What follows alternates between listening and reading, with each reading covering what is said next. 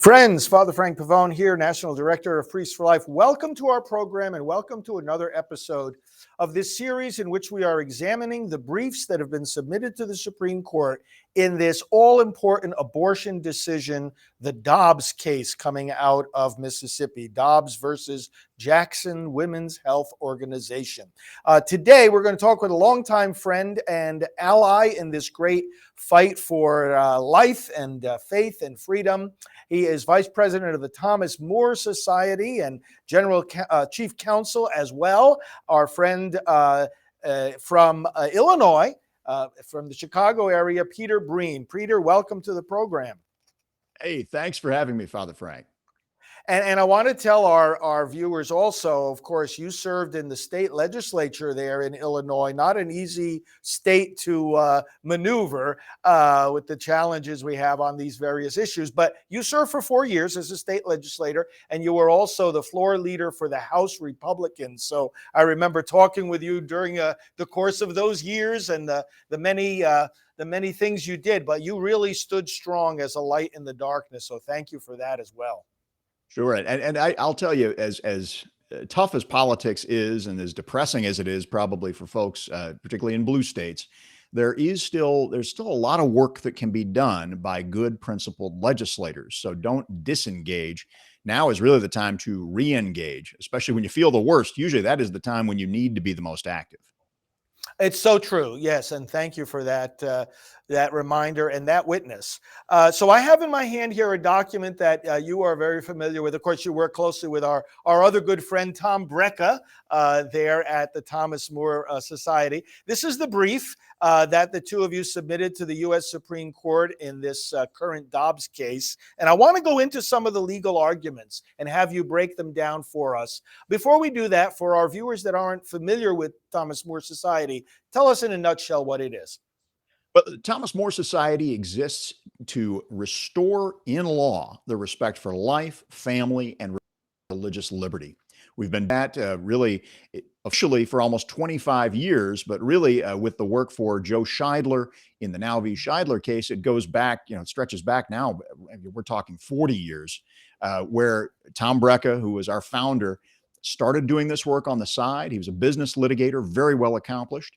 And eventually his firm said, well, you quit the case for Joe Scheidler or quit the firm. And Tom said, I can't quit on my client. And so that began this wonderful adventure that then now has blossomed into this coast-to-coast organization, the Thomas More Society, that has been so involved in so many fronts of our culture war and really defending our faith and our freedoms across the country. Of course, you mentioned Joe Scheidler. We miss him. He's recently deceased early this year, 2021. As you were talking, it brought back a strong memory of mine. One of the 3 times that his case went to the Supreme Court, I think it was the first time, I was there with him at the oral arguments. And I remember we had mass that morning. I offered a mass over at the Basilica before we headed over to the court. And then just before going into the court, I gave the whole team a blessing. And boy, those were memorable days, weren't they? And the thing too, that case, I mean, it really has lessons on perseverance, because we lost the first Supreme Court case. In fact, the way the case went, we had won in the lower courts and then lost at the Supreme Court unanimously on a particular point of law. And Tom Brecka has always said, if we didn't get whacked so hard by the Supreme Court the first time, we might not have made it back, that second and then the third time. And so, but again, there were lots of days when folks were sitting there, people were saying, oh, Joe, you need to settle, you need to back down, get out of there. And folks, they just persevered, and good things happen at the end. It doesn't always happen at the end. Sometimes we have to wait a little longer, but in this particular case, I mean, we've got wonderful Supreme Court precedent that is now being studied in law schools on the importance and the protections provided for folks who are on the sidewalk doing that good work in front of the abortion clinics, the direct work with the young women. Exactly. So let's talk about now this new Supreme Court case, the Dobbs case out of Mississippi.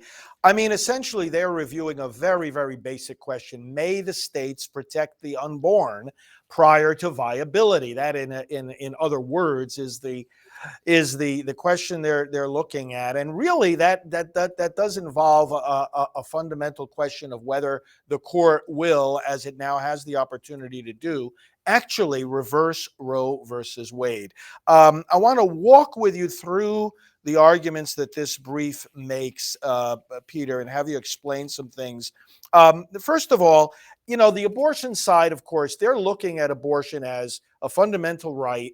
They think it's guaranteed by the Constitution. They find it somewhere in the 14th Amendment and something called substantive due process and liberty interests. And yet, you and I can pull out the Constitution right now and read through it, and the word abortion doesn't appear anywhere in that document.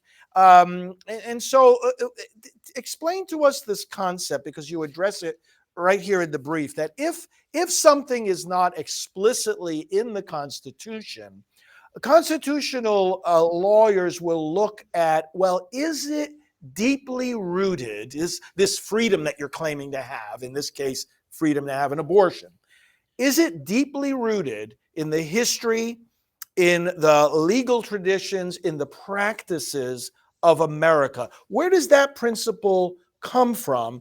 And how do you answer that question in this brief regarding abortion? And I'll tell you, Father Frank, when we wrote, so when we started with this brief, this issue, it's called substantive due process, and it's almost it's something of a cleanup principle, which is, there are certain things that didn't make it into the Constitution, but are so fundamental to well-ordered society, essentially. You'd sit there and go, well, we didn't expressly mention it in the Constitution, but obviously it's part of our bundle of rights as free people. And so that's how important those rights are supposed to be. So under substantive due process, you're talking about things like, the right to parent your children. Right. Think about the real tangible things you must have to have a proper functioning human society. And so, and that's really, I would say, my 50,000 foot view of what that principle, substantive due process, is supposed to be. Yeah. Now, because obviously we all sit here and go, we read the Constitution, it says nothing about abortion. It doesn't say anything near anything about abortion other than possibly protecting people's lives, which would seem to lend towards protecting the unborn lives. And I got to tell you, in preparation for our interview this morning, I went back to the Supreme Court docket, and I mean, it's the importance of this case can't be understated, or can't be overstated, rather, I guess. Can't be overstated. Can't be overstated. It is. You try to go to the Supreme Court docket, it is page after page after page. You are scrolling for a long time. Every interest group, with even a tangential interest in abortion, has filed a brief in this case, and it certainly, I think everybody realizes this is the case where we're going to get Roe either overturned or not. I was, to something we were noting earlier about, the prevailing age and the politics of the age and all of that. I noted, and I hadn't, really looked through the list of amici, the friends of the court on both sides. On the abortion side are some of the largest, most powerful interest groups in the country, and groups that should not be taking a side against innocent human lives. Groups like the American Bar Association, which is supposed to be a neutral organization for all the lawyers in the country. We all belong to it. It's not supposed to take sides on something where 50% of Americans are on one side and 50% are on the other. And certainly, as for a 15-week abortion ban, it's probably 70% of Americans are in favor and 30% are against. And then the American Medical Association. For heaven's sakes, we're not talking about the pro-abortion, that small little pro-abortion doctors group. We're talking about the AMA. They decided to line up against us on this. So we've got to remember, this is really this is the battle royal, and we are up against some real forces, as some of our major groups have been taken over by this abortion, the abortion distortion, et cetera. And so I just wanted to observe that. And I'll tell you, Father Frank, I know we're going to talk about one of our amicus briefs here, but we had so many requests, and including your request from David DeLeiden to do amicus briefs here. We have lawyers that then went and filed other amicus briefs in this very case. We could talk a little bit about it later too. So we have our fingers on three different amicus briefs in the That's Dobbs right. matter, right? And That's so it right. is. Well, and I got to tell you, there are so many amicus briefs. There's a lot of repetition, but some of these arguments are really critical, and I'm glad we're Yeah. covering some of those today. No, I think these Some are of our primary briefs. masterpieces. Yeah, Yeah. these briefs are masterpieces. They really are, and that's why we're doing this series. We're interviewing as many of the groups as we can to really delve into these arguments. So thank you for all this work. So, Peter, this concept, then, this principle that something has to be deeply, if it's going to be considered a fundamental liberty interest, it's got to be deeply rooted in the history, legal traditions, and practices of the country. You go into that in this brief, don't you? And what do you discover there when it comes to the so-called right to abortion? Well, and this is something we had two different briefs that really address this. And what happens, we came at it from one angle, a historical angle, in a brief by Paul Linton, who was a great, he used to work in Americans for United for Life. We're privileged to have him working on our team. He went back to English common law to the Yes. 13th century, talking about the fact that abortion was illegal way, way back. Now, they had a concept they called the quickening, which is, and I don't want to botch it. I mean, I believe that's roughly when you feel the first kick. I think that's maybe a traditional concept in certain religious traditions as well, and in part because they didn't understand biology to the level that we do today. And so, back to the 13th century, at least in English common law, which became the law of the colonies, Right. this was a crime. Commentators in the 16th century, I believe it was Blackstone, he said, in fact, 13th century, they said it was homicide at that point to commit an abortion after the quickening. 16th century, Blackstone was he was less equivocal as to whether it was actually murder, but he said, well, it was certainly a serious prison offense. And that became our law in the colonies. And then in the 19th century, the states adopted laws banning abortion and did not include the quickening concept. They just said, look, if you Right. take out a child in the womb, that is a crime. It's a serious crime, usually murder. And So so let's that, let's. yeah, that's where I'm we're at. sorry. Yeah, let's look at that a little more closely because the brief points out that this distinction was there initially, a quickening. So somewhere around 16 to 18 weeks, mom starts to feel the baby kicking. Doesn't mean that's when the baby starts moving, as we know now. The baby moves way, way, way earlier than that. But the point is that that wasn't to say that the baby wasn't human beforehand or valuable before that. Wasn't that more in terms of what legal evidence one could have that the baby is alive and that abortion killed the baby, right? It was more of an evidentiary matter than a philosophical statement about what that life was before quickening. Well, and you're talking about a time when we didn't have pregnancy tests at the, Right. at the local CVS or No Walgreens. no Right. ultrasound. Right. Yeah. I mean, we're talking the 13th century. I mean, we're we're all on. I mean, if we're there, we're on a farm somewhere in the middle of the feudalistic, society. Um, so yeah, quickening was really the place where you might have thought you were pregnant, but you're not quite sure. And so that was the place where they drew a line. And again, they did not have an understanding of embryology, of how the human biology works. So but for us, the idea that this quickening was there, it just shows that there is this recognition that that is a human life, and that you may not terminate it. And that's something when we carried through to the 19th century, there are arguments by some on the other side that the abortion laws of the 19th century, had some other purpose, and something other than protecting the life interest of a Right. human child.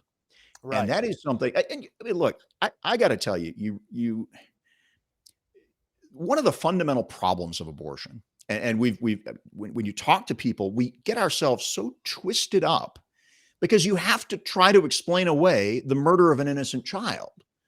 And that takes a lot of logic and a lot of twisting. So the idea that Yep. somehow we would in the 19th century do tougher abortion laws than the English common law, which came to us. We would do tougher laws, and the other side would say, no, that you weren't. That wasn't what they meant. You see, they're going. They banned abortion flat out. And again, you get an exception for the life of the mother. The little here and there are exceptions. Extremely rare cases, but the central thrust of the point is there. These are human beings, and we don't terminate them. We don't kill them. You do not kill an innocent human being. Exactly. Well, for those listeners and viewers that are just joining us, we are talking with our friend Peter Breen from the Thomas More Society up there in Chicago, and we're talking about the briefs that he was involved in submitting to the Supreme Court. Peter served in the Illinois legislature for several years and has been a longtime ally in this pro-life fight. So Peter, again, we hear the other side trying to say, oh, well, the 14th Amendment gives people the right to have an abortion. And this brief points out, hey, look, at the time of the 14th Amendment, there were 37 states at that time, not yet 50. This was 1868. The 14th Amendment was adopted. 30 of those 37 states prohibited abortion. As you're just saying, the laws of the 19th century, they were passed, the quickening distinction was erased. And in all but 3 of those states, as the brief points out, this prohibition on abortion was throughout the entire pregnancy, wasn't it? And that's the thing. There are these strains of thought in the law, and one of them, originalism, has fortunately become more popular now. And the whole point is, you look at what were folks thinking at the time they passed a particular legal provision. Right. Obviously, I mean, you explain that to your average person on the street or your average kid, a young person, a teenager or what have you. Say, well, how should we interpret the law? It has certain legal term, it has certain terms. Shouldn't we interpret it the way they were thinking at the time? So the idea that the 14th Amendment could be applied to make something illegal that was not just legal but widespread illegal at the time, it boggles the mind. And again, that's why we get, when you look at some of the amicus briefs, these amicus briefs from the American Bar Association, American Medical Association, other big, powerful groups, I start reading through them, and they can't attack the fundamental logic, the fundamental humanity of the child, or really the history here. They have to go into, well, it's going to be, difficult for this person, or it could be difficult for that person, all while ignoring the person who is most affected by the abortion procedure. So, yeah. I mean, that's the thing. It's interesting to watch. I mean, I cannot imagine serving as a Supreme Court clerk right now and having to read these briefs, because there's one guy or gal somewhere in a dark room who's having to sit there and go page after page after page. Right. And again, for us at Thomas More, we are blessed to be able to file these briefs, to be able to come at it from a couple different angles. Coming at it from the perspective of the history and tradition. Come at it from the humanity, the actual science part, and then even come at it from the more modern perspective. That David Daleiden and his work brings. That 15-week-old children they are some of the most valuable. That 15 to 20 week particularly, that's where they try to turn. I mean, that's where there is highest commercial value. Again, as sickening as that is, commercial value for those little babies in the womb. I was going to bring this up. I was with David recently. He and I were both speaking at a big pro-life banquet in California, and we were chatting a little bit about the court case and about the brief that he put under his name, and of course you guys worked on. Let's summarize that argument. I mean, basically, what David's saying to the court is, hey, my research unveiled this selling of the body parts of these aborted babies. Well, if these babies at 15 weeks and subsequent, like you just said, are so valuable that their human body parts can be sold in this way, maybe they're valuable enough for the law to protect. Isn't that his basic argument?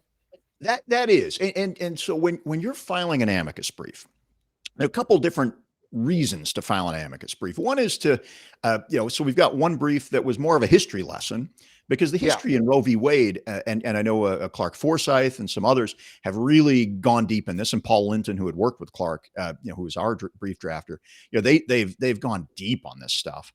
Yeah. Do Yeah. the history, and for something so important, you need to do the history lesson, figure out how we got here.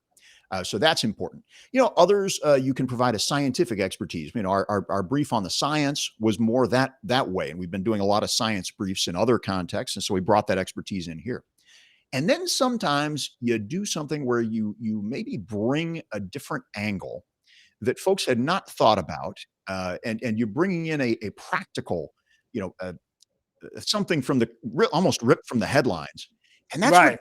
brings in. And you're Yeah. sitting there when he first proposed this. He said, "Well, I'd like to do a brief." And I said, "Well, David, why would you do that? I'm sitting here thinking of substantive due process and the history and the science."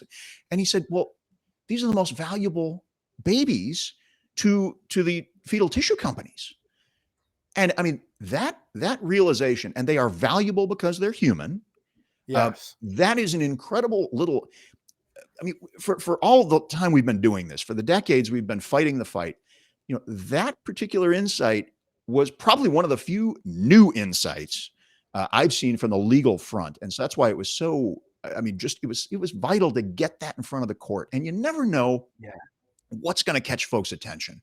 That's And as right. lawyers, I mean, we've been trodden the same ground, and so you feel like sometimes you're like, it's the same old thing, and there's always a new twist. But this one was really, it came in from out of left field, and you're sitting there going, that it ties it very nicely to just a place where we've had rampant abuse across the country in this fetal tissue business, and it's right on these babies who are being protected by the Mississippi 15-week abortion ban. So that was, I loved that part of it. And David Daleiden always brings, he's a creative guy. He always brings a new angle to things. And this one, That's right. yeah, it was funny. So that was kind of part of what David brought in. We did some legal argument too. It wasn't all of that, but it was neat to be able to do that and to bring that unique perspective in from David. Well, to bring out of that tragedy, out of that horror. I mean, people were horrified to see those videos of these abortion people talking about selling the livers and the brains and the. I mean, it's just beyond words. But to bring out of that horrible situation a powerful argument like this to the court, I mean, that's classic bringing good out of evil. And you mentioned then one of the briefs also went into a lot of the science. Tell us more about those arguments. Sure. And there's the famous line, and there had been this, there's a famous line in Roe v. Wade about how, well, we don't know if they're alive. Well, we're not exactly sure. And I'm not quoting it exactly, and I apologize for not doing it exactly, but it's just the idea that somehow the science wasn't settled on embryology. Now, that's a lie. It's a flat out lie. Right. It was settled by 1973. We knew what was going on in there. It was. But and we've had movements within the pro-life community where folks said, "Oh, if the Supreme Court just got that evidence, they would immediately reverse." Well, we know what's going on here. There's a lot of politics at play, and some folks that are ignoring science. But that case does need to be made if you're going to reverse Roe, or at least reverse it in most of its parts. You do need to very carefully address that scientific point. And I have to tell you, sometimes, folks need a because to make a change. I mean, just in daily life. And if we could say, hey, here's this piece of the Roe decision that was utterly wrong and modern science has proved it's wrong. Right. Well, then that gives a because maybe to a justice that might say, well, I'm pro-life, but I don't know what to, I want to be, maybe I want to kind of straddle both sides or what have you. In the course of trying to count to five, getting to five, we know we've got three probably who are rock solid, and we got maybe another three in the middle there. We've got to grab them and pull them in. And so that argument is something that could really help one of those folks to get over the finish line for us. Because this is the thing. We know that 6 Supreme Court justices are actually pro-life, and they're not Mario Cuomo personally pro-life, politically pro-choice. I mean, they are actual properly pro-life people. We just have to help them to do what they know is right.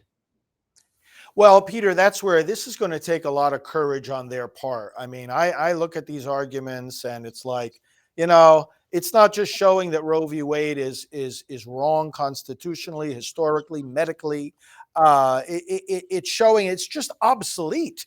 It has been so. I mean, you also in one of these briefs, the one I have here, point out that the court can't just keep taking refuge in this stare decisis. Oh, well, we decided this already. We reaffirmed it. It's been, it's almost 50 years. We got to let it stand. No, you don't have to let it stand. And in fact, Peter, just this one last point for our audience, they really haven't let it stand, have they? And I mean, Roe in the subsequent abortion decisions of the Supreme Court has really been substantially dismantled, especially by the Planned Parenthood versus Casey.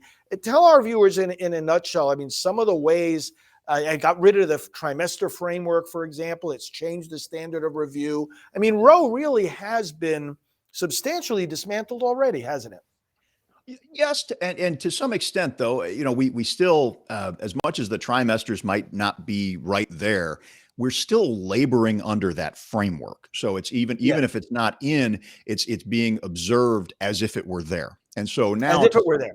As if it were there. And so we want to, how it is sometimes you act in a way where you think something is what it is, and then someone points out and says, no, not anymore, and you almost kind of have to go, oh, right. And some of the debate over the Texas abortion law that was recently passed and went into effect has brought this to bear, where if you're on the other side, you're sitting there looking at the American Medical Association, American Bar Association, all your cocktail parties, everybody you talk to is fully pro-abortion, and all of a sudden the second largest state in the country effectively bans abortion, tens of millions of people, and the abortion clinics shut down, and there's a big hubbub. But then, well, the abortion clinics are pretty much shut down. And that, I mean, if that doesn't help to wake you from your slumber to go, well, wait, what exactly are we doing here? Where is this structure at? And why do we even, why are we setting these various, mileposts and the Planned Parenthood v. Casey structure and all that? It's now time. And I think when you look at all the amicus briefs, you look at all the attention, I am hoping, for those of us on the more conservative side, we've been working for conservative candidates for president to get to the point where we have a majority of the Supreme Court to be pro-life, undo what was done in Roe. We're at that point. Every one of those, 6 justices knows they were put on the court to overturn Roe. And I know, I mean, that's part of the thing, no matter how much they want to go to the cocktail parties and all that, at some point, whether they were put on there by, President, I mean, I guess we don't have anybody left from President Reagan, but President H.W. Bush, W. Bush, or President Trump, they were put there to overturn Roe, along with everything else, but that was part of the deal. Again, it's not a formal deal. It's not an official thing. And I don't want to, imply that somehow there was a backroom deal, but in the same way, the abortion side knows that, they appoint their justices expecting them to uphold abortion. We appoint ours expecting them to do the right thing for those little babies. And so here we are, the battle is now joined. It can't be avoided anymore. And that's the point we're making. When stare decisis, when the Supreme Court doesn't like a particular precedent, it has no problem turning it over. We did in the death penalty context and many other contexts recently, in less life and death context as well. So that's the point we're making. Look, when you've got a decision from 1973 that even as it's every time we've addressed it, they've weakened it. For heaven's sakes, you can't say that's a super precedent or somehow stare decisis. No. Right. So that's where we're at on that one. It's a beautiful moment, and I'm glad that we are working together in the movement at this wonderful moment, historic moment. We want to remind our viewers that, Peter, we set up a website, SupremeCourtVictory.com, and there's a prayer there that we invite people to say every day for victory in this case. And there is also there are these videos, these interviews like the one we're just doing now, and there are also the texts of all these wonderful briefs, including the 3 that you have been involved in bringing to the court. So thank you for your work on this. We look forward to the progress that's going to happen over this coming year, and we'll look forward to speaking with you again as well. Blessings to you, your family, and the Thomas More Society for all the great work. Thank you, Father Frank, and thank you for everything you're doing to bring attention to this and to keep folks praying and on the same page to get us to that ultimate victory, which will hopefully be, we'll see it manifested a little bit at the end of the year, and then into next year when we get the decision, Lord willing, we'll have a new day in America. May it be so. Peter Breen, Vice President, Thomas More Society, and Chief Counsel, thank you so much for being with us. Friends, thank you all for watching and listening. Spread the word about these programs, spread the word about this case, and let's continue praying for victory. Father Frank Pavone here of Priests for Life. We will join you again next time.